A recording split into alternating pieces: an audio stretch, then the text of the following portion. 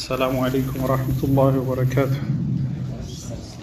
الحمد لله رب العالمين، والصلاة والسلام على أشرف الأنبياء والمرسلين نبينا محمد وعلى آله وصحبه أجمعين. أما بعد، الفقه الميسر يتسنيو كتاباتنا كتاب الطهارة ላይ የተማማርን ነበር።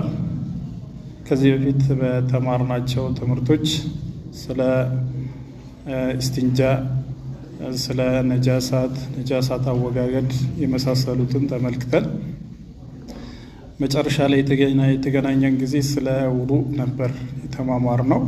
የውዱእ አህካም፣ የውዱእ አደራረግ፣ የውዱእ ሹሩጦችና አርካኖች እንዲሁም ሱነኖችን ተመልክተናል። ዛሬ በአላህ ስብሓነሁ ወተዓላ ፍቃድ የምንጀምረው አልመስአላ አሳዲሳ ፊ ነዋቂዲሂ ከሚለው ይሆናል። የውዱእ አፍራሽ ነገሮች ማለት ነው። ውዱእ ካደረገ በኋላ አንድ ሰው ይህ ውዱእ ሊበላሽ የሚችለው እንደገና ሌላ ውዱእ ማድረግ ግዴታ የሚሆንበት በምን ምክንያት ነው? قال المؤلفون حفظهم الله ورعاهم: النواقض هي الأشياء التي تبطل الوضوء وتفسده وهي 6. نواقض ውዱእ የሚያበላሹ የሚያፈርሱ ነገሮች ማለት ነው። እነሱም 6 ናቸው። እነዚህ 6 ነገሮች ከነዚህ አንዱን የተገበረ ሰው ውዱእ ተበላሸ ማለት ነው። أولا الخارج من السبيلين، የመጀመሪያው ከሁለት መውጫ ቦታዎች የሚወጣ ማንኛውም ነገር ማለት ነው። ከሁለት መንገዶች ሲባል አይ ሚን መኽረጅ البول والغائط፣ የውሃ ሽንትና የሰገራ መውጫ ቦታዎች ማለት ነው። ከዚህ የሚወጣ ማንኛውም ነገር ውዱእን ያበላሻል። والخارج የሚወጣው ነገር إما أن يكون بولا ዋሽንት ሊሆን ይችላል፣ أو غائطا سجرا ليهون ይችላል، أو منيا مني ليهون ይችላል، أو مذيا مني እንደምታውቁት የዘር ፈሳሽ ማለት ነው። መዚህ ደግሞ አንዳንዴ በስሜት ወይም በሙቀት በእንቅስቃሴ በተለያዩ ምክንያቶች የሚፈስ ቀጠን ያለ መንይን የሚመስል ነገር ግን ከመንይ የሚለይ ቀጠን ያለ ያልበዛ ፈሳሽ ነው። أو دم استحاضة ياستحاضة دم لهون يتشلال، أو ريحا ويم دمو فس لهون يتشلال، قليلا كان أو كثيرا، ما نيوم يمي وطع نجر تنش يميهن بزو وضوءن يبلاشال مالت. لقوله تعالى: أو جاء أحد منكم من الغائط، الله سبحانه وتعالى أو جاء أحد منكم من الغائط ባለፈው ያሳለፍነው አየት አልውዱእ ላይ ውዱእን የሚያፈርሱ ነገሮችን ሲነግረን أو جاء أحد منكم ወይም አንዳችሁ ከመጣ من الغائط ከአይነ ምድር يعني አይነ ምድር እንዲሁም ደግሞ ሽንትም ሁለቱም من نواقض الوضوء ውዱእ የሚያበላሹ ነገሮች ናቸው። ይሄ ምንም ኺላፍ የሌለው ጉዳይ ነው። ሽንትና ሰገራ ውዱእን እንደሚያበላሹ በሁሉም ዑለማዎች ስምምነት የተረጋገጠ ምንም አይነት ኺላፍ የሌለበት ጉዳይ ነው። وقوله صلى الله عليه وسلم: لا يقبل الله صلاة أحدكم إذا أحدث حتى يتوضأ، ነቢያችን عليه الصلاة والسلام የአንዳችሁን ወይም የማናችሁንም ሰላት አላህ Subhanahu Wa Ta'ala አይቀበልም إذا أحدث ሐደስን ከፈጸመ ሐደስ ማንኛውም ከመኽረጀይን የሚወጣ ነገር ማለት ነው። ማንኛውም ከመኽረጀይን የሚወጣ ነገር ሐደስ ይባላል። አቡ ሁረይራ ተጠይቀው ትንሹን ጠቅሰዋል። ፉሳኡን አው ዱራት ብለው ፈስ ድምጽ ያለው የሚሆን ድምጽ የሌለው ብለው ገልጸዋል። ማንኛውም ከሁለቱ መውጫ ቦታዎች የሚወጣ ሐደስ ሊባል ይችላል። ከዚህ በፊት ሐደስ ሁለት አይነት እንደሆነ አሳልፈናል። ሐደስ አልአስገር እና ሐደስ አልአክበር። ሐደስ አልአስገር ውዱእ የሚያበላሹ ነገሮች ማለት ነው። ሐታ የተወዳ ኢዛ አሕደሰ ሐደስን ከፈጸመ ውዱእ እስኪያደርግ ድረስ የማናችሁንም ሰላት አላህ Subhanahu Wa Ta'ala አይቀበልም አሉ። ከዚህ ሐዲስ እና ካሳለፍነው አያ በመነሳት ዑለማዎች ሚን ነዋቂድ الوضوء ውዱእን ከሚያፈርሱ ነገሮች ውስጥ አንዱ الخارج من السبيلين. وكذلك من شروط الصلاة كصلاة مسفرت الجسد أن يرفع الحدث حدثا مانسات ويمر مدرك يمبلون كزي حديث يسدد. وقد تقدم حديث أسلفنا وقوله صلى الله عليه وسلم ولكن من غائط أو بول أو نوم. ጫማውን አድርጎ ጫማውን ያበሰ ሰው ጫማውን ሳያወልቅ ሊሰግድ ይችላል። ምናልባት ገላው የሚያስታጥብ ነገር ከተከሰተ አውልቆ መስገድ ይኖርበታል ካሉ በኋላ ነብዩ ሰለላሁ ዐለይሂ ወሰለም ወላኪን ነገር ግን من غائط በአይነ ምድር ምክንያት አው በውሊን ወይም በሽንት አው ነው ወይም በእንቅልፍ ምክንያት በእነዚህ ምክንያቶች ውዱእ ከተበላሸ ግን ጫማውን ማውለቅ አይጠበቅበትም፣ በራሱ ላይ ማበስ ይችላል ማለት ነው። ይሄንን ወደፊት እንመጣበታለን። እዚህ ጋር ግን የተፈለገው እነዚህ ሶስት ነገሮች ጋኢጥ በውልና ነው። ጋኢጥ አይነ ምድር፣ በውል ሽንት፣ እንዲሁም ነው እንቅልፍ ውዱእ አፍራሽ መሆናቸው ነው ከዚህ ሐዲስ የምንወስደው።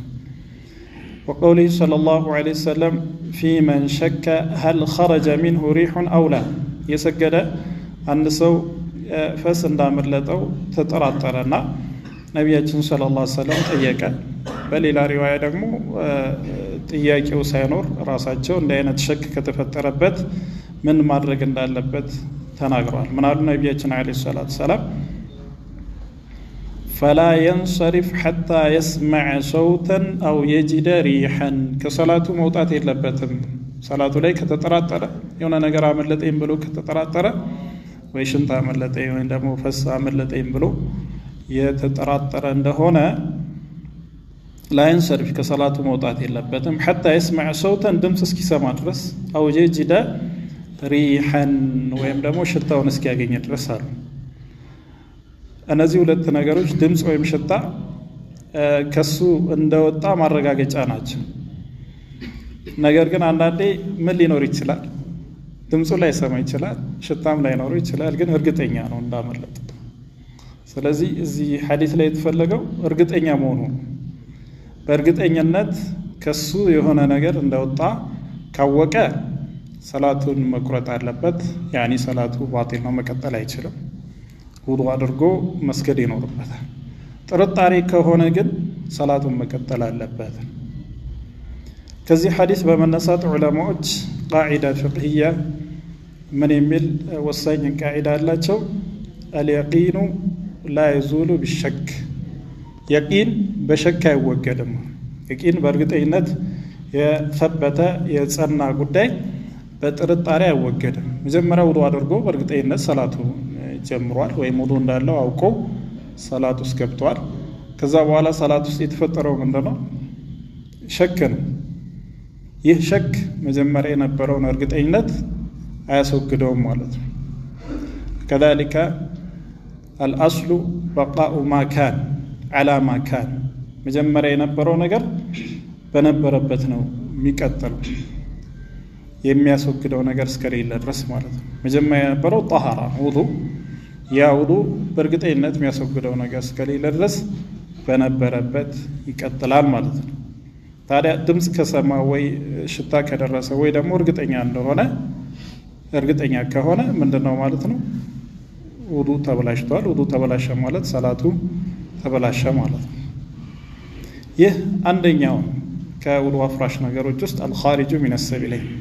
الثاني خروج النجاسة من بقية البدن. خروج النجاسة ነጃሳ ነገር ከሌላ የሰውነት ክፍሉ ከወጣ። ይህ እንግዲህ መስአለ ኺላፍያ ነው፣ ያብራሩልናል እነሱ። ምን ማለት ነው ነጃሳ ነገር ከሌላ የሰውነት ክፍል? ያኒ ከሁለቱ መውጫ ቦታዎች ውጪ፣ ከሽንት ወይም ከሰገራ መውጫ ውጪ ከሌላ አካል ከወጣ ማለት ነው። ምን ማለት ነው? فإن كان بولا أو غائطا የሚወጣው ነገር ሽንት ወይም አይነ ምድር ሊሆን ይችላል። በሌላ መንገድ አላህ Subhanahu Wa Ta'ala ይጠብቃችሁ። ታሞ አንድ ሰው ለምሳሌ መኽረጁ የተዘጋ ከሆነ በትቦ አማካይነት በሌላ በኩል ሊወጣ ይችላል። ወይም ደግሞ ሰውነቱ ተቀዶ ሊሆን ይችላል ሽንት ወይ ሰገራ የሚወጣው በሌላ መንገድ። ያ ከሆነ فإن كان بولا أو غائطا نقض مطلقا የሚወጣው ሽንት ወይም አይነ ምድር ከሆነ በየትኛውም መልኩ ይውጣ ውዱእ ይበላሻል። لدخوله في النصوص السابقة ያሳለፍነው መረጃዎቹ ስለሚገባ ማለት ነው። በውል غائط خلاف የሌለው ስለሆነ በየትኛውም መንገድ ይውጣ ውዱእን ያበላሻል።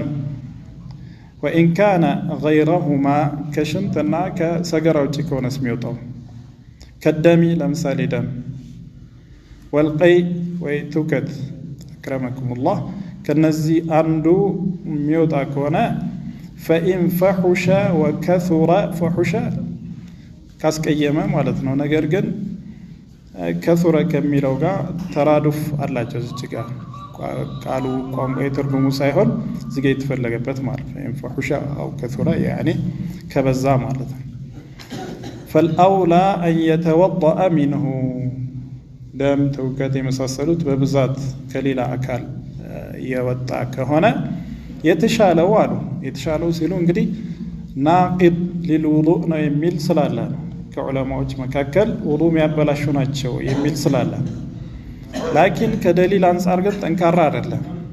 ከሽንት ወይም ከሰገራ ውጪ ደም ለምሳሌ ከሰውነቱ ወይ ተወግቶ ሊሆን ይችላል ወይ ቆስሎ በሆነ ምክንያት ብዙ ደም ከፈሰሰው ውዱእ ይበላሻል የሚል ግልጽ የሆነ ደሊል የለውም። ስለዚህ ምን እያሉ ነው?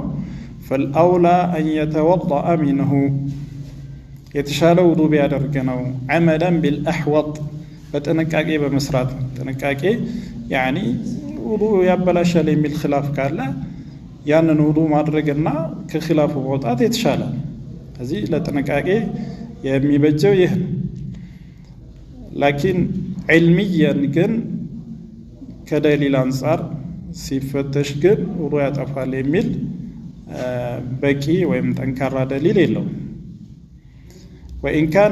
وإن كان يسيرا ትንሽ ከሆነ ግን ነስሮት ለምሳሌ ወይ ከጥርሱ ወይ ትንሽዬ ነገር ወቅቶት ወይ መርፌት ወቅቶ የተወሰነ ትንሽ ደም ከፈሰሰው እንግዲህ ትንሽና ብዙ የሚባለው ስንት ነው? 10 ሊትር ሲሆን ነው ብዙ የሚባለው? ምን ያህል ሲሆን ነው ትንሽ የሚባለው? ይሄ ወደ ዓዳ ነው የሚመለሰው፣ ወደ ሰዎች እይታ ነው የሚመለሰው። ብዙና ትንሽ የሚሉት ሰዎች ጋር በተለመደው መልክ ነው የሚሆነው። فلا يتوضأ منه بالاتفاق ትንሽ ከሆነ ግን ውዱእ አያፈርስም። ትንሽዬ ደም ከሆነ የፈሰሰው ይሄ بالاتفاق ኺላፍ የለውም። ትንሽ ከሆነ ከበዛ ውዱእ ያፈርሳል የሚል ከዑለማዎች አለ። ላኪን ከደሊል አንፃር ግን ጠንካራ ደሊል የሚያግዘው አይደለም። ثالثا زوال العقل أو تغطيته بإغماء أو نوم ሌላው ውዱእ የሚያበላሽ ነገር የአእምሮ መወገድ ይህ ደግሞ አው ተግጢየቱ ወይም ደግሞ አእምሮ ተሸፍኖ ለተወሰነ ጊዜ የማይሰራ ከሆነ ቢኢግማኢን ራሱን ስቶ ወድቆ ሊሆን ይችላል ወይ በማደንዘዣ ሊሆን ይችላል ወይ ተመቶ ሊሆን ይችላል። በማንኛውም ምክንያት ብቻ ከአእምሮ ውጪ ከሆነ ማለት ነው በጊዜያዊነትም ይሁን በቋሚነት ማለት ነው። አው ነው ሚን ወይም ደግሞ በእንቅልፍ ምክንያት ከራሱ ቁጥጥር ውጪ ይሆናል። በዚህ ሰዓት ውዱእ ይበላሻል ማለት ነው። ምክንያቱም ይህ ነገር አእምሮ መሳት ምንድነው? መዲነቱ ለነቅድ الوضوء ነው። ውዱእ ሊበላሽበት የሚገመትበት ውዱእ ሊበላሽ ይችላል ተብሎ የሚጠበቅበት ሁኔታ ራሱን ካላወቀ ከሱ ምን ይውጣ ምን ይፍሰሰው ምንም ማያቅ ስለማያቅ የሆነ ነገር ፈሶት ሊሆን ይችላል። ስለዚህ ውዱእ ይበላሻል። ነገር ግን በእንቅልፍ ምክንያት ለምሳሌ ውዱእ ይበላሻል ምንለው አሁን እንደገለጽኩላችሁ መዲና ስለሆነ ከሱ የሆነ ነገር ሊወጣ የሚችልበት ቦታ ስለሆነ ከሆነ ነገር ግን የተወሰነ እንቅልፍ ትንሽዬ ማንገላጀት ሆኖ ራሱ የሚቆጣጠር ከሆነስ ቁጭ ብሎ ተመቻችቶ ከሆነ ይላሉ ሻፊዒያ መዝሀብ ላይ ለምሳሌ።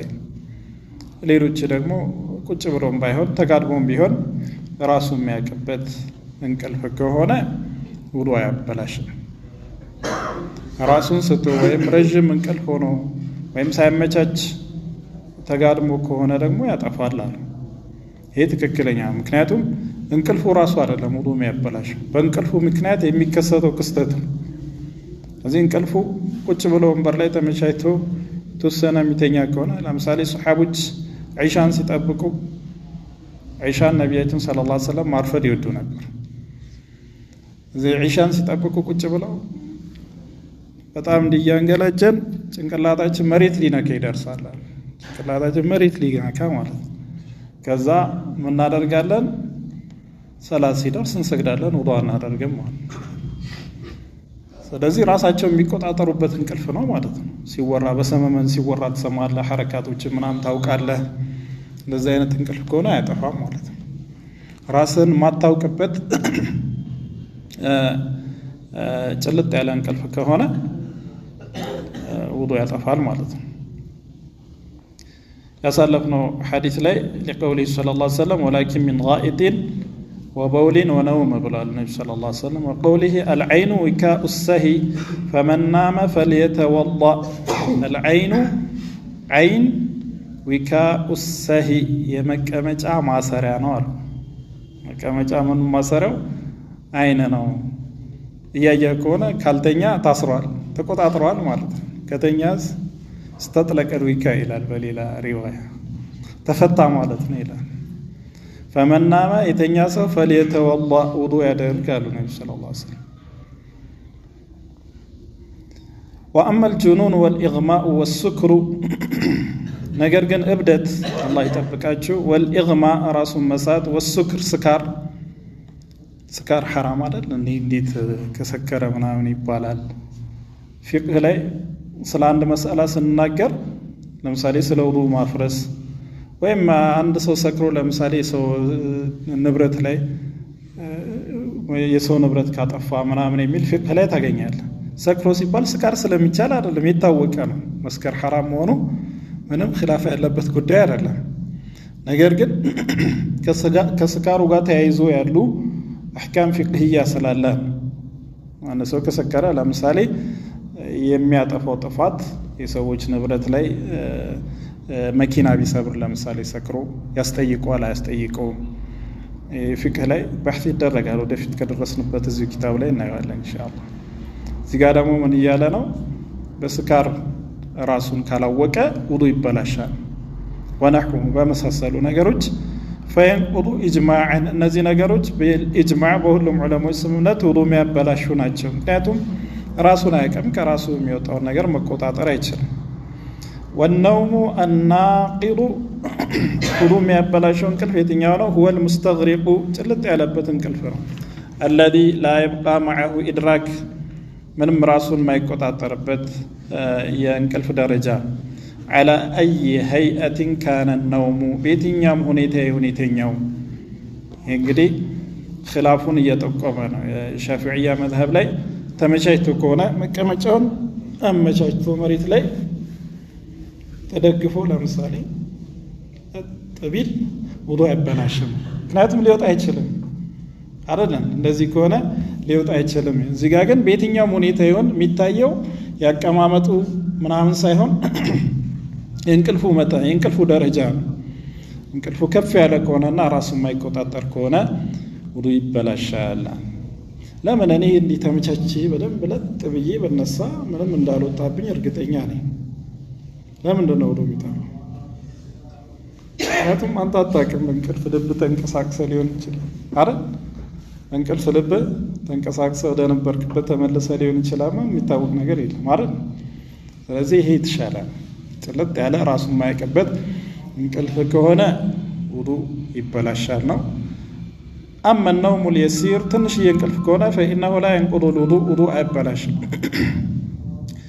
لأن الصحابة رضي الله عنهم كان يصيبهم النعاس ምክንያቱም ሰሓቦች ማንገላጀት እንቅልፍ የተወሰነ እንደ ማንቀላፋት ይዛቸው ነበር። ወሁም في انتظار الصلاة ሰላትን እየጠበቁ ዒሻን በተለይ ويقومون ويصلون ተነስተው ይሰግዳሉ። ከዛ ሰላት ሲደርስ ولا يتوضؤون ውዱእ አያደርጉም ነበር።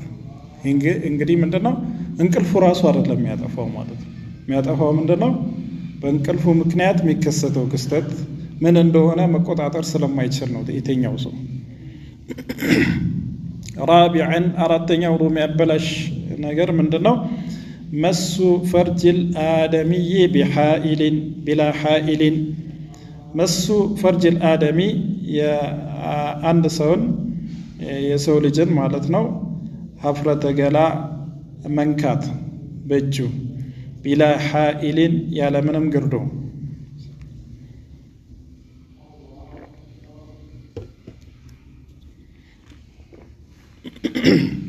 ብልት መንካት ውዱእ ያጠፋል። ሁለት ሐዲሶች አሉ በዚህ ዙሪያ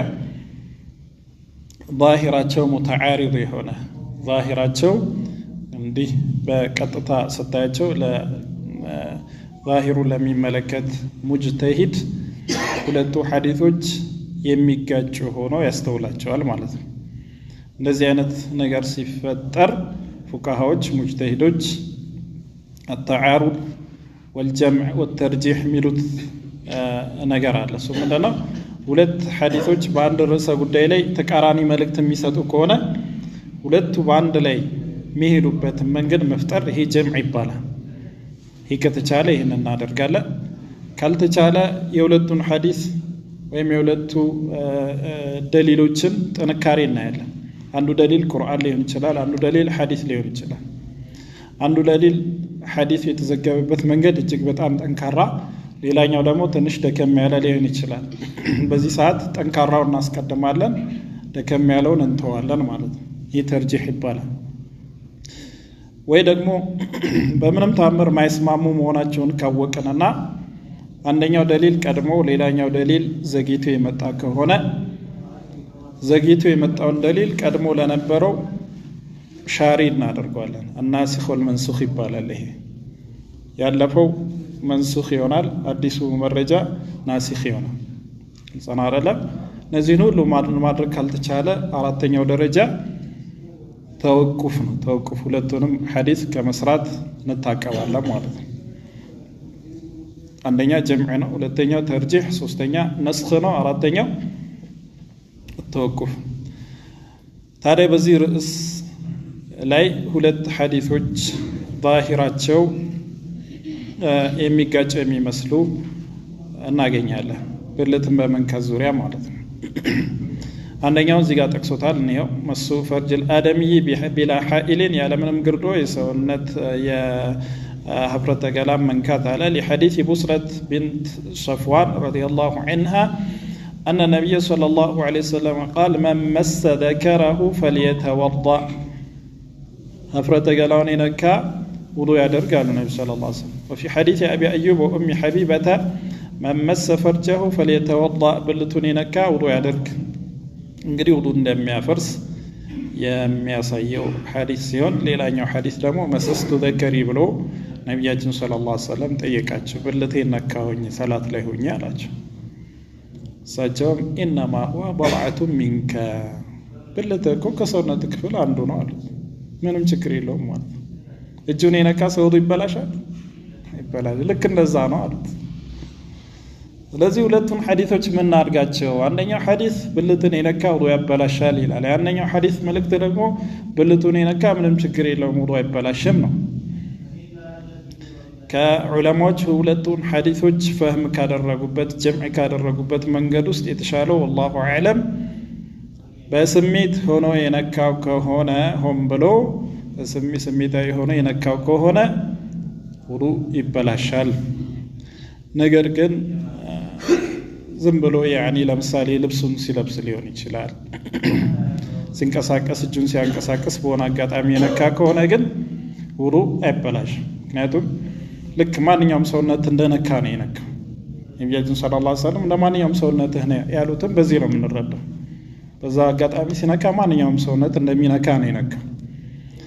ላኪን ቀስደን ስሜታዊ ሆኖ ከነካው ግን ይሄ በዚህ ሐዲስ መሰረት ውዱእ ይበላሻል፣ ውዱእ ማድረግ ይኖርበታል። ይሄ የተሻለ ነው። ማንኛውም ሁለት ሐዲሶችን ማስታረቅና ተግባራዊ በሁለቱም ሐዲሶች ተግባራዊ ማድረግ ጀምዕ ይባላል። ያንን ማድረግ ከተቻለ ያንን ነው የሚያስቀድሙት ዑለማዎች ከሌሎች ያኔ አንደኛውን አሸናፊ ሌላውን ተሸናፊ አድርጎ አንዱን ሐዲስ ከመጣል የተሻለው ሁሉም ሐዲስ መስራት ነው ሁለቱም ሐዲስ መስራት በመሆኑም በዚህ መልኩ ጀምዕ ማድረግ የተሻለ በስሜት የነካ ከሆነ ውዱእ ይበላሻል ዝም ብሎ የነካ ከሆነ ግን ውዱእ አይበላሽም ነው خامسا أكل لحم الإبل እንዲህ ከሆነ ታዲያ ያሳለፍነው መስአላ ላይ እንመለስና ብልት መንካት በስሜት የሚያጠፋ ያለ ስሜት ከሆነ ደግሞ ማያጠፋ ከሆነ የራሱን ብልት ከነካ ግልጽ ነው የሌላ አካል ከነካስ አንዳንድ ሰዎች ይጠይቃሉ ልጄን ሳጥብ ብልቱን ነካውኝና ውዱእ ይበላሻል ምናምን ይሄ والله اعلم ውዱእ የሚያበላሽ አይሆንም ግልጽ አይደለም የሌላን አካል ብልት ሲነካ ውዱእ የሚያበላሽ አይሆንም የራሱን ብልት ሲነካና በስሜት ሲሆን ብቻ ነው ውዱእ የሚያበላሸው ኢንሻአላህ ተዓላ خامسا أكل لحم الإبل يا جمل سجان مبلات يا جمل سجا مبلات وضو يبلاشال يميل مذهب يا حنبليات مذهب يا إمام أحمد بن حنبل مذهب ليلوج تكرد سوستو مذاهبوج شافعية حنفية مالكية وضو يبلاشم نميلت ምንድነው እንዲህ የለያያቸው የተለያየ አቋም እንዲይዙ ያደረጋቸው ምክንያት ከተባለ መጀመሪያ ሐዲሱን እንየው አክሉ لحم الإبل የግመል ስጋ ውዱእ ያበላሻል አለ لحديث جابر بن سمرة أن رجلا سأل النبي صلى الله عليه وسلم أنا أتوضأ من لحوم الغنم የበግ ስጋ በልተን ወይም የፍየል ስጋ በልተን ውዱእ ማድረግ ይኖርብናል አሏቸው رحمك الله قال إن شئت توضأ وإن شئت لا تتوضأ كفلك وضوء أدر كفلك أتادر قالت هي وضوء بلاشم مالت يبقى فيال يمان يوم سقابي بلا عندسو وضوء أي بلاشم مالت قال أنا توضأ من لحوم الإبل يجمل سقاس بلتن وضوء ما درجين ربنا قال نعم أقول قالوا النبي صلى الله عليه وسلم توضأ من لحوم الإبل يجمل سجا كبله وضوء دركان يا حديث كل سنة يجمل سجا كبله وضوء درك مكنياته من دنو والله أعلم سلام مكنياته من ناكون قريل يجمل سجا يبك سجا يبري سجا نو من شكر له من أين تنقرن عيب بالهم النبي صلى الله عليه وسلم يعززون متكبر يكلكلون مراكينه أداب سرعات عبادة مالتين አላህና መልእክተኛው መታዘዝ ለምን እንዴት አይባልም ግን ምክንያቱም የበለጠ ካወቅን ደግሞ የበለጠ ምን ይሆናል ኢማናችን የበለጠ ራሲኽ ይሆናል من باب ليطمئن قلبي ካላወቅንም ደግሞ ነብያችን ሰለላሁ ዐለይሂ ወሰለም ስላዘዙ ስለምንሰራ በዚህም ኢማናችን ጠንካራ ይሆናል አይደል ምክንያቱም ሳናቅ ስላዘዙን ብቻ እንሰራለን ምክንያቱም እኛ ታዛዥ ነን አንፈላፈልም አንጠይቅም الله سبحانه وتعالى يفرد فرد يتيقال لا يسأل عما يفعل وهم يسألون عند الزام هنا عند العلماء يجمل سجا هايل سلال لبت جمل ببحري وهايل لبت لزان النبي صلى الله عليه وسلم يبق ليلوش كبتوش مادر عليه من عام مسكت تجري لهم مار جمل مادر عليه جن دسك دار لمن يونا مين نصابت نجار የሸይጣን ባህሪ ያለበት አንዳንዴ ብድግ ብሎ ሊመታ ይችላል ግልጽና አይደለ ያ ኃይል ደግሞ ስትበላው አንተ ላይ ምን ይሆናል ወደ አንተ ይተላለፋል ማንኛውም ምግብ ተጽዕኖ ያሳድራል ሰውነት ላይ ውዱእ ደግሞ ምን ያደርጋል ያንን ኃይል ያቀዘቅዛል ያለዝባል ይሄንን ለማወቅ ያህል ብቻ እንሰማለን ግን ከሁክም ጋር ምንም የሚገናኘው ነገር የለም አይደል ነብዩ ሰለላሁ ዐለይሂ ወሰለም ያዘዙትን ፈጽማለን የከለከሉትን እንርቃለን ይህ ሆኖ የሐናቢላ ብቻ መذهب ለምን ሆነ ሶስቱ መذاهቦች ለምን ይሄንን አልተቀበሉትም ከተባለ ሶስቱ መذهቦች ይህ ሐዲስ መንሱኽ ነው ስለሚሉ ነው ይህ ሐዲስ ምንድነው ቅድም ብያቸዋለሁ ከአህካም ውስጥ አሉ ናሲኽና መንሱኽ ቁርአን ላይም ሐዲስ ላይም ምን አለ ናሲኽና መንሱኽ አለ ሻሪና ተሻሪ ማለት እንዴት ምንድነው የሚሻረው አላህ ህግ ከደነገገ በኋላ ለምን ይሽራል ማ ነንሰኽ ሚን አየቲን አው ኑንሲሃ ነእቲ ቢኸይር ሚንሃ አው ሚስሊሃ እኛ ከፈለግነው የፈለግነውን አያት ስንሰርዝ ስንሽር ወይም ደግሞ እንድትረሳው ስናደርግ የተሻለውን እናመጣለን አለ አላህ Subhanahu Wa Ta'ala ወይም አምሳያውን እናመጣለን አለ كذلك الله سبحانه وتعالى ቀድሞ የሆነ ህግ ጊዜያዊ እንደሆነ ያውቃል ከዛ ጊዜ እስከ መጨረሻው ጊዜ ድረስ እንዲቆይ ያደርግና ጊዜው ሲያበቃ ይሰርዟል ችግር የለውም ለሰዎች ለተለያዩ ምክንያቶች አላህ Subhanahu Wa Ta'ala የሆነ ጊዜያዊ ህግ ይደነግጋል ከዛ ጊዜው ሲያበቃ ይሰርዟል ይሽራል ያ ህግጋት በነብያት አማካይነት እየወረደ ባለበት ወቅት ነው ነብያት ህግጋታቸውን አስተላልፎ ከጨረሱ በኋላ ለምሳሌ ነብያችን ሰለላሁ ዐለይሂ ወሰለም ከሞቱ በኋላ ግን ምን የሚባል ነገር የለም መሻር የሚባል ነገር የለም ለምሳሌ በሁሉም ዑለማዎች ስምምነት በኢጅማዕ የሆነ አያ ወይም የሆነ ሐዲስ ተሽሯል የሚባል ነገር የለም حتى በዑለማዎች ስምምነት ራሱ የሚሻር ነገር የለም ከተቀረረ በኋላ ማለት ነው ጽናራለ እሺ ምንድነው ይሄንን ሐዲስ የሻረው ነገር ይሄንን የግመል ስጋ መብላት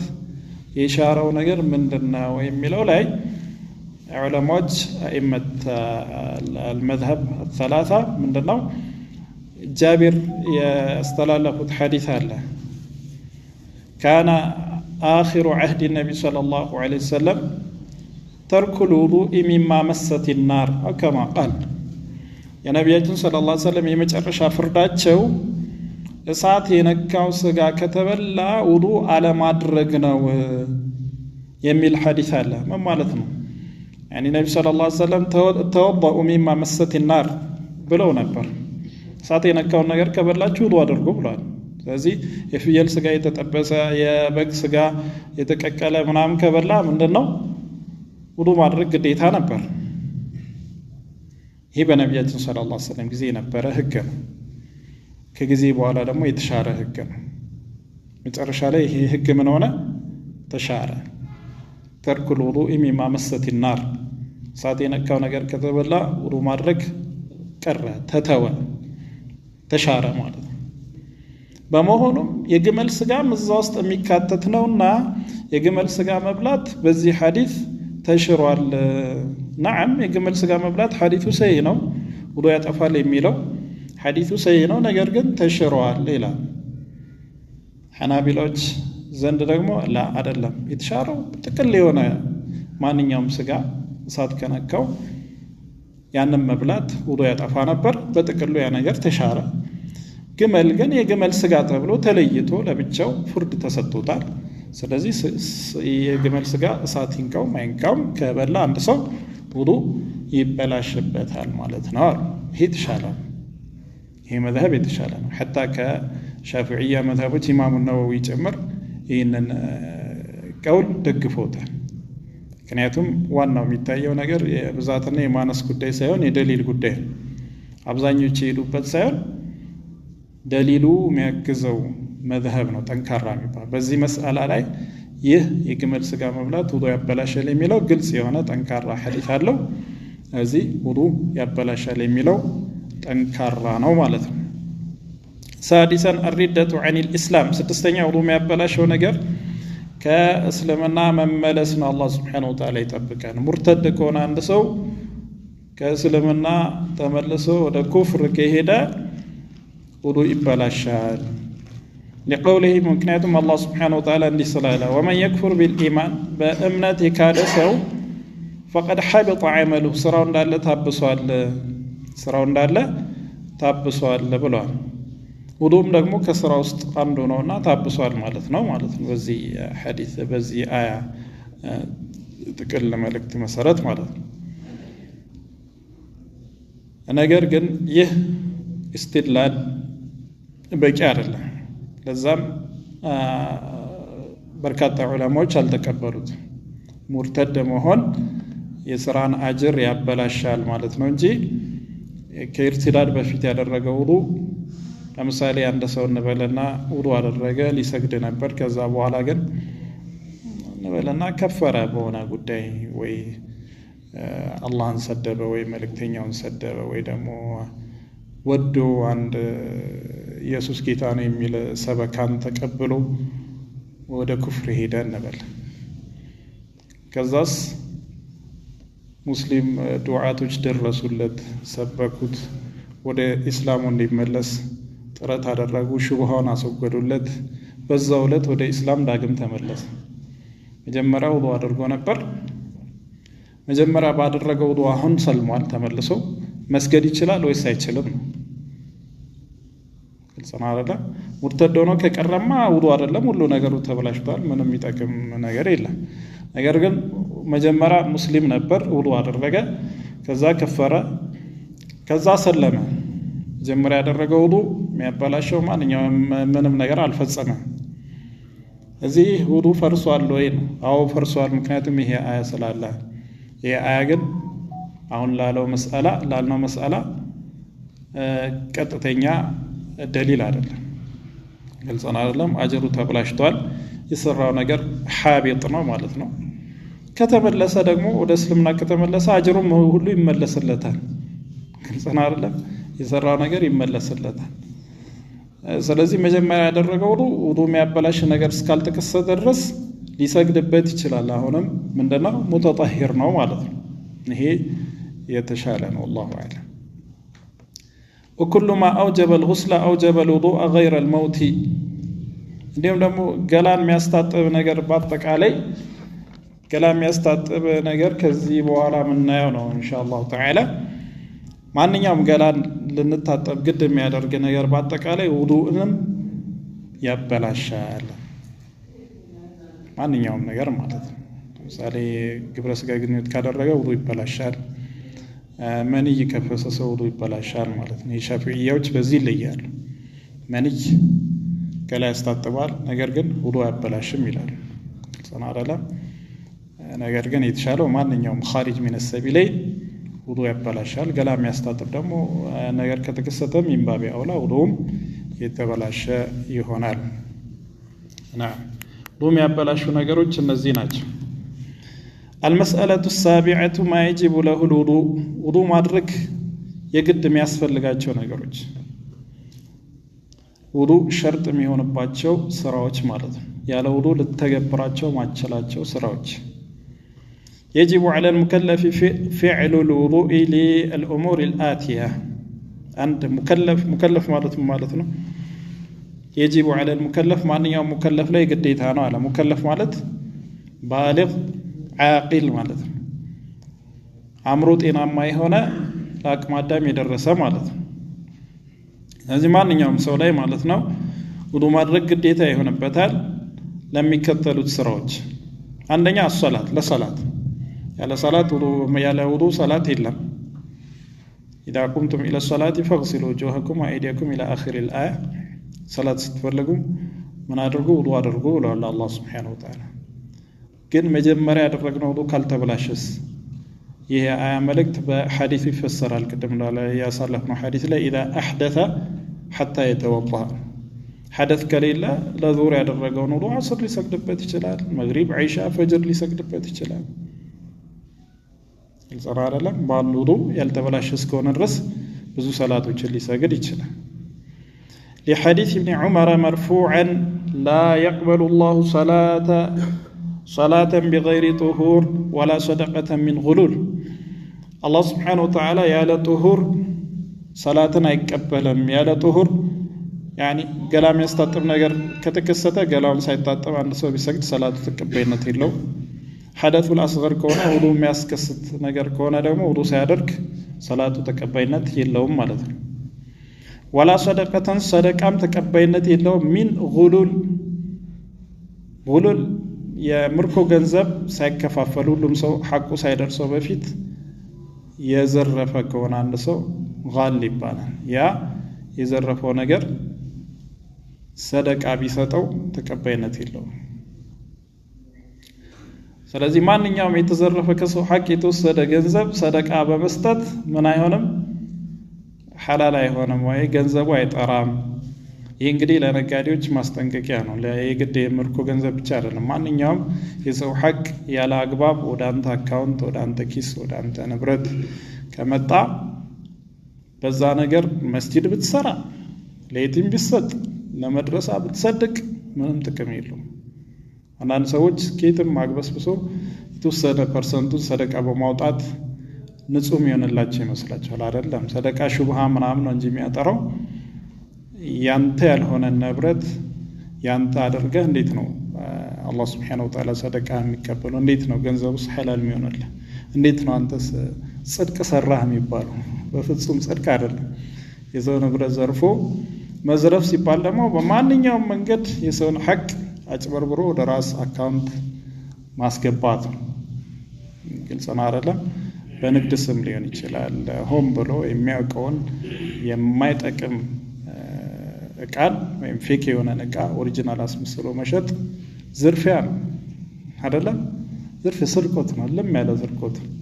ስለዚህ ነጋዴዎች ገንዘባችንን ማጥራት፣ የገንዘባችንን ምንጭ ሁልጊዜ መከታተል ይኖርብናል። ነቢያችን ሰለላሁ ዐለይሂ ወሰለም የውመል ቂያማ ያንዳንዱ ሰው ከአራት ነገሮች ሳይጠየቅ እግሩ አይንቀሳቀስም ሲሉ ከአራት ነገሮች የጠቀሱት አንዱ ገንዘብ ነው። ገንዘብ ላይ ግን ሁለት ጥያቄዎችን ነው ያስቀመጡት። ለዛ ነው አንዳንድ ሪዋያ ላይ ከአምስት ነገሮች ሳይጠየቅ ተብሎ ተገልጿል። ገንዘብ ላይ የሚጠየቀው ሁለት ነገር ነው። ሚን አይነ ኢክተሰበሁ፣ ገንዘቡን ከየት አመጣ ይጠየቃል። ኦዲት አለ አላህ Subhanahu Wa Ta'ala ዘንድ ማንም ማያልፍበት ያንዳንዱ ነገር የሚታይበት ማለት ከየት አመጣ፣ እንዴት ያንተ ንብረት ሆነ? ያንተ አካውንት ላይ ስለሆነ ብቻ ያንተ ንብረት ነው? እንዴት ያንተ ንብረት ሊሆን ቻለ ይጠየቃል። ከዛስ በምን ላይ ወጪ ያደረግከው ሁለተኛ ጥያቄ ይጠየቃል። على كل حال ከባባችን ከርዕሳችን ጋር የሚዛመደው የዚህ ሐዲስ ክፍል ምንድነው? ያለ ጠሁር ሰላት አላህ Subhanahu Wa Ta'ala አይቀበለውም ብሏል። ስለዚህ ለሰላት ምንም ኺላፍ የሌለው መስፈርት ምንድነው? ጠሃራ። الطهارة من الحدثين ከሁለቱም ሐደቶች ከላም ያሳጥብ ነገር ከተከሰተ መታጠብ አለበት። ውዱ የሚያስደርግ ነገር ከተከሰተ ውዱ ማድረግ አለበት። ያንን ሳያደርግ 1000 ረካዓ ቢሰግድ ሰላቱ ተቀባይነት የለውም። نعم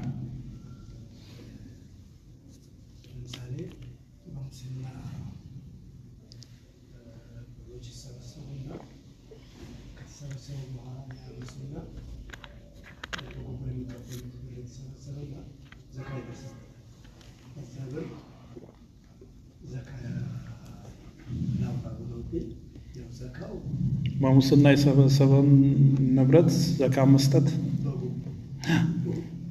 ሰብስቦት ከዛ ዘካ ደረሰበት በዛ ብር ዘካ ያወጣ ዘካ ማውጣት ካለው ንብረት በአጠቃላይ ዘካ ማውጣት አለበት። የሰው ሐቅን ደግሞ መመለስ አለበት። ሁለቱንም ነው መስራት ያለበት። ሰና አይደለም? ዘካውን ያጣል፣ የሰው ንብረትንም ይመልሳል። መመለስ የሚችለው እስከሆነ ድረስ ማለት ነው። ተመልሷል። ثانيا الطواف بالبيت الحرام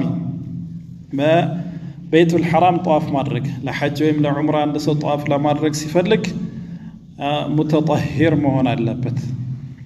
فرضا كان او نفلا فرضም ይሁን ነፍል طواف يعني ልክ እንደ ሰላት فرضም ሱናም ለመስገድ ምን ያስፈልጋል?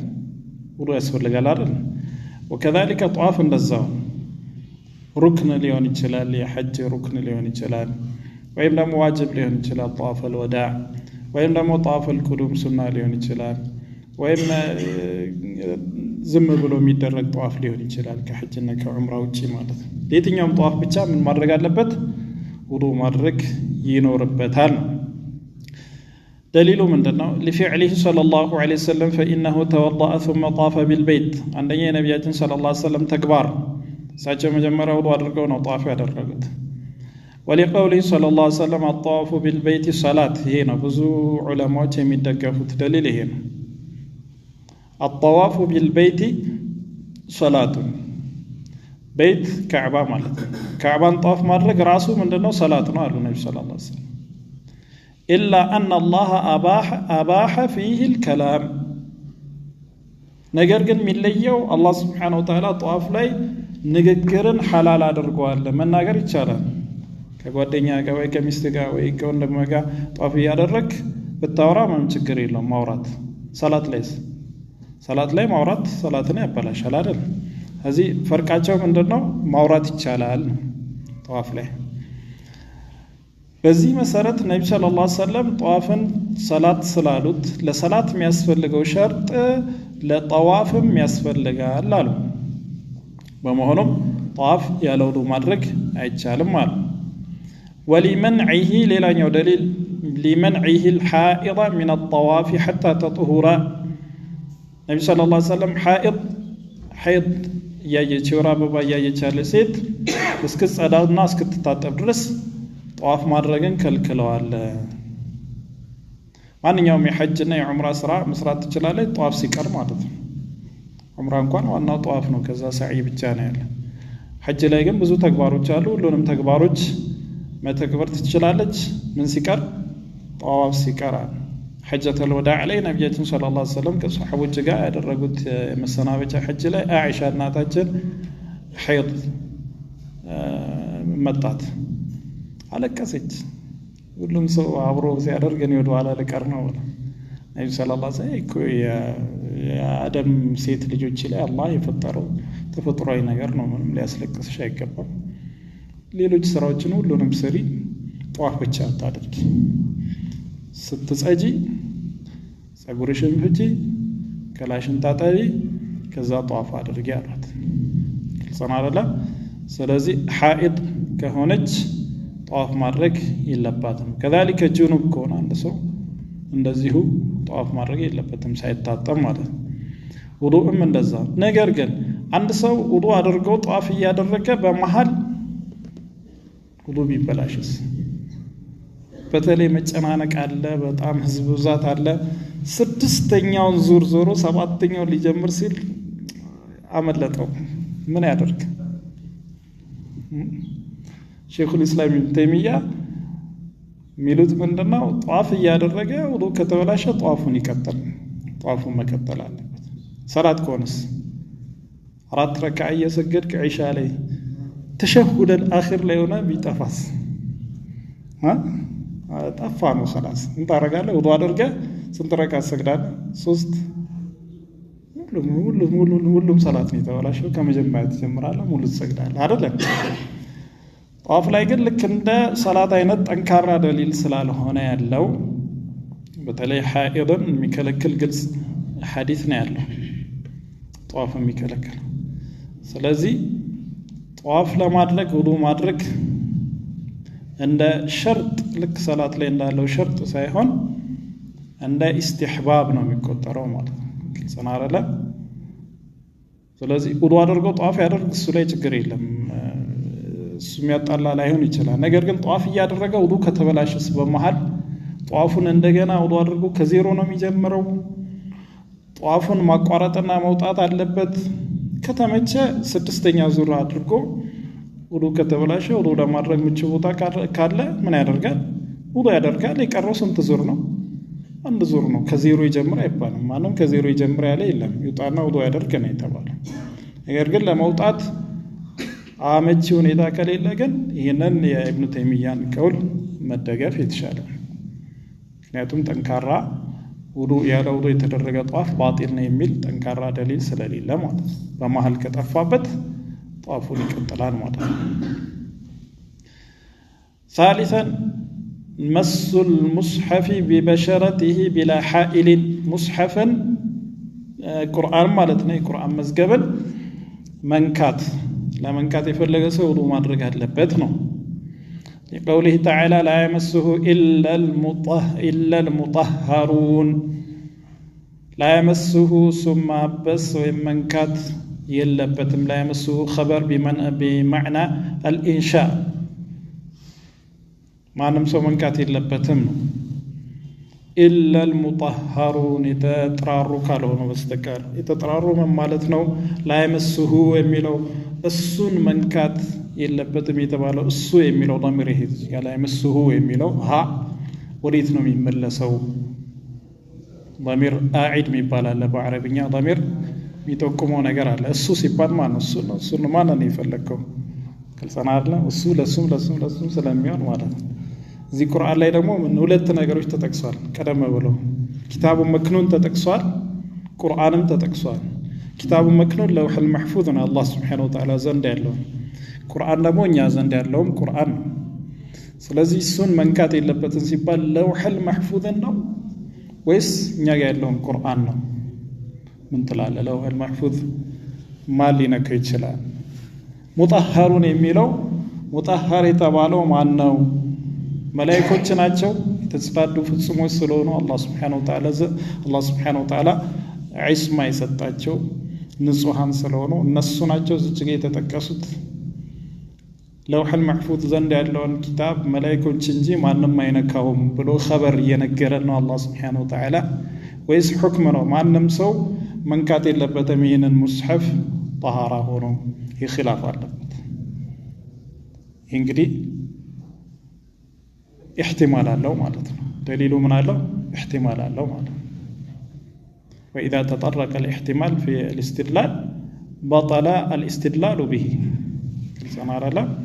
እዚህ ይህ የቁርአን አያ ቀጥታ ቁርአንን ያለ ውዱ መንካት አይቻልም ለሚለው በቂ መረጃ አይደለም ዑለማ አልሙሐቂቂን ዘንድ ማለት ነው። ግን ምንድነው የተሻለ ግን ነው ውዱእን ማነው ቁርአንን ያለ ውዱ አለመንካት የተሻለ ነው። ለምን? አላህ ሱብሓነሁ ወተዓላ ሐታ ኪታብ አልመክኑንን የተጽዳዱ ጥሩዎቹ እንጂ አይነኩትም ካለ እኛም ዘንድ ያለውን ሙስሐፍ ከሐደስ የጠራ ሰው ነው መንካት ያለበት ኢብኑ ተይሚያ እንደሚሉት ማለት ነው። ግልጽናል ነው እንጂ በቀጥታ ይህንን ሙስሐፍ ውዱ ሳታደርጉ እንዳትነኩት የሚል መልእክት የለውም። ሌላውስ ወሊቀውሊ ሰለላሁ ዐለይሂ ወሰለም ላ የመሱል ቁርአነ ኢላ ጣሂሩን፣ ጣሂር ካልሆነ በስተቀር ይህንን ሙስሐፍ መንካት የለበትም የሚል ግን ሐዲስ አለ። ይህ ሐዲስ እነን ዑለሞች ዘንድ ضعيف ነው፣ ጠንካራ አይደለም። በመሆኑም ውዱ ማነው ቁርአንን ለመንካት ውዱ ሸርጥ ነው የሚለው ጠንካራ አይደለም ይላል። ይሁንና ግን በርካታ ዑለሞች አራቱ መዝሀቦችም ጭምር ያለ ውዱ መንካት የለበትም ነው የሚሉት። ስለዚህ ለጥንቃቄ የሚበጀው እሱ ነው። ግልጽ ነው አይደለም? በተለይ ደግሞ ጀናባ ከሆነ ወይም ደግሞ ሐኢድ ከሆነች ሙስሐፍን መንካት የለበትም። እንደዚህ አይነቱ በተለይ ጀናባ ከሐኢድ ይለያል። ጀናባ ለምን? ጀናባ አንዴ መታጠብ ብቻ ነው خلاص ሙስሐፍን ለመንካት። ሐኢድ ከሆነ ስትጠራ ነው የምትታጠበው፣ ረዥም ጊዜ ከቁርአን ልትርቅ። እዚህ ጀናባ ከሆነ ያለ መታጠብ መንካት የለበትም። ሐይድ ከሆነችም በተለይ አሁን ባለንበት ዘመን የሚገላግል ነገር ስላለ አልሐምዱሊላህ በዛ መጠቀም ነው። ምን ያለ ሙስሐፍ መቅራት በአፕሊኬሽን አልሐምዱሊላህ አይደል? በሞባይል መቅራት ችግር የለውም። ማንም ያለ ውዱ ሞባይል እንዳይነካ ያለ የለም፣ ያለ ውዱ ላፕቶፕ እንዳይነካ ያለ የለም። ስለዚህ አፕሊኬሽን ሞባይል ላይ ካለ ያንን እየከፈተ ሊቀራ ይችላል። ሙስሐፍን አልነካም ማለት ነው። ሙስሐፍን ራሱን ደግሞ ከሆነ የግድ መንካት ካለባት በጓንት በመሳሰሉ ነገሮች ቀጥታ ሙባሸረተን በእጇ ሳትነካ መጠቀም ትችላለች አሉ። ከዛልከ ሕፍዝ ላይ ከሆነች ሕፍዟ እንዳይጠፋ ሙራጃ ለማድረግ ወይም የቁርአን አስተማሪ ከሆነች በእነዚህ ምክንያቶች ቁርአንን መቅራት ችግር የለውም አሉ። ግን ቁርአንን መቅራት የሚከለክል ቀጥታ ደሊል የለም። ቁርአንን መቅራት ሳይሆን መንካትን ነው የሚከለክለው። ስለዚህ በሞባይል ወይም በሕፍዙ አንድ ሰው ቢቀራ ችግር የለውም። ጀናባ የሆነ ሰው ግን አለመቅራት ነው ያለበት። ምክንያቱም መታጠብ ብቻ ነው የሚጠበቅበት፣ ታጥቦ መቅራት። ሐኢድ ከሆነች ግን ከሐይዷ እስክትጠራ ድረስ ከቁርአን ለማስራቅ ደሊል፣ ጠንካራ ደሊል ያስፈልጋል ማለት ነው። ግልጽ ነው አይደለም? ስለዚህ በሞባይል በመሳሰሉት ነገር ወይም ቁርአን ሙባሸረተን ሳትነካ ብትቀራ ችግር አይኖረውም ማለት ነው። والله أعلم وصلى اللهم وسلم وبارك على نبينا محمد وعلى آله وصحبه